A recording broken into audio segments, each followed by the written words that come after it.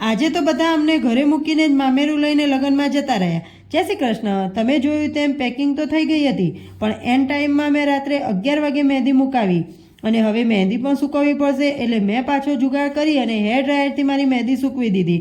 આજે તો ભાઈ ટ્રાફિકના લીધે ટ્રાવેલ્સને પણ આવતા આવતા રાતના 2 વાગી ગયા અને અહીં વિયાન તેનો નાસ્તાનો ડબ્બો ખોલીને બેસી ગયો. ખબર નહીં કે તેને બસમાં બેસીને તરત જ કેમ ભૂખ લાગી જાય છે. અને કાલ રાતથી અમને ટ્રાફિક નડે છે, જે અત્યારે પણ હેરાન કરી ગયું. સવારના 6:30 વાગી ગયા છે, પણ તો પણ હજી અમે અમદાવાદમાં જ છીએ. અત્યારે તો અમે ઘરે પહોંચી જવા જોઈએ. મસ્ત એવા સુરત દાદાએ પણ દર્શન આપી દીધા. ફાઇનલી અમે મહેસાણા ઉતરી અને રિક્ષા કરી લીધી ઘરે જવા માટે. હજુ ઘરે પહોંચતા 8 વાગી ગયા.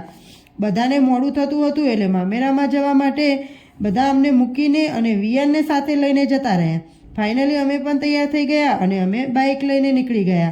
પણ તૈયાર થયાનો તો કોઈ ફાયદો જ રહ્યો નહીં. તમે જ વિચારો વાળની શું હાલત થઈ હશે. ફાઇનલી અમે પહોંચી તો ગયા અમારા ફઈના ઘરે.